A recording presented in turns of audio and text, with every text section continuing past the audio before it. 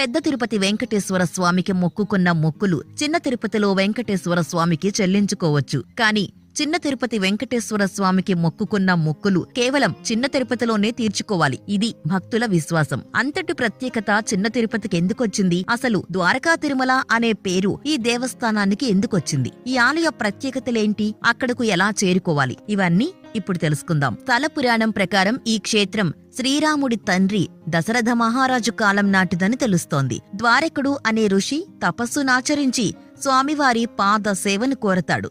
ఆ తపస్సును మెచ్చి పాదముల్ని పూజించే భాగ్యాన్ని ద్వారకుడికి కల్పిస్తారు వెంకటేశ్వర స్వామి. స్వామివారి పైభాగం మాత్రమే మనకు దర్శనమిస్తుంది. స్వామి దక్షిణాభిముఖుడై ఉంటారు. శ్రీరామానుజాచార్యులు ఈ క్షేత్రాన్ని దర్శించినప్పుడు భక్తులు తమకు వెంకటేశ్వర స్వామి పాదపూజ చేసే అవకాశం కల్పించాలని కోరటంతో వైఖానసాగమం ప్రకారం స్వయం